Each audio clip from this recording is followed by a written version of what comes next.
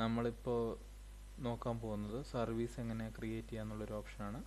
അപ്പോൾ അതിനായി നമ്മുടെ മെനുവിൽ പോവുകയാണെങ്കിൽ സർവീസസ് ഉണ്ട്.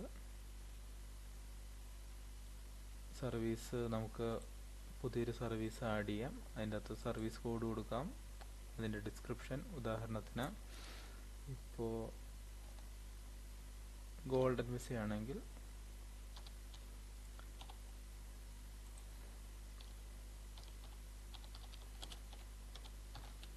ഒരു സർവീസായിട്ട് ആഡ് ചെയ്തേക്കുവാണ് ഗോൾഡൻ വിസ. അതുപോലെ തന്നെ സർവീസ് കോഡ് ഗോൾഡ് എന്ന് കൊടുത്തു, അല്ലെങ്കിൽ എന്തെങ്കിലും നമ്പർ കൊടുക്കാവുന്നതാണ് നമുക്ക് എളുപ്പത്തിന്. അതേപോലെ തന്നെ അത് ഏതെങ്കിലും ഒരു കാറ്റഗറിയുടെ അണ്ടറിലിടുന്നു. റേറ്റ്സ് ഐ ഡി ഒരു കാറ്റഗറിയുടെ അണ്ടറിലിടുന്നു. റേറ്റ് എത്രയെങ്കിലും നമ്മൾ കൊടുക്കുന്നു. അതുപോലെ തന്നെ ഏത് അക്കൗണ്ടിൽ നിന്നാണ് ഡീഫോൾട്ടായിട്ട് ക്യാഷ് കട്ടാവുന്നത് അത് നമുക്ക് സെലക്ട് ചെയ്ത് കൊടുക്കാവുന്നതാണ്. എത്രയാണ് നമ്മുടെ ഗവൺമെൻറ്റിൻ്റെ ഫീ എത്രയാണെന്നുള്ളത് നമുക്ക് സെലക്ട് ചെയ്ത് കൊടുക്കാവുന്നതാണ്. അതുപോലെ തന്നെ ടാക്സ് ഉണ്ടെങ്കിൽ ടാക്സ് പെർസെൻറ്റേജ് നമുക്കിവിടെ എൻ്റർ ചെയ്ത് കൊടുക്കാവുന്നതാണ്. സേവ് ചെയ്യാവുന്നതാണ്.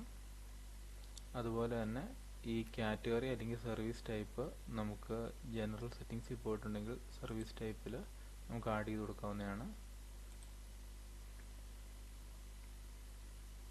ഇതെല്ലാത്തിനും ഗ്രിഡ് വ്യൂ, ലിസ്റ്റ് വ്യൂ ഉണ്ട്. ഗ്രിഡ് വ്യൂവിൽ എല്ലാം ഗ്രിഡായിട്ട് ഷോ ചെയ്യുന്നതാണ്.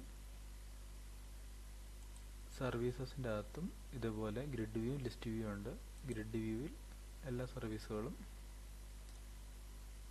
ഇങ്ങനെയെല്ലാം ഷോ ചെയ്യുന്നതാണ്. അതുപോലെ തന്നെ സർവീസ് അപ്ലോഡ് ചെയ്യാനുള്ള ഓപ്ഷൻ ഉണ്ട്. കസ്റ്റമർ അപ്ലോഡ് ചെയ്ത അത് സെയിം പോലെ തന്നെയാണ്.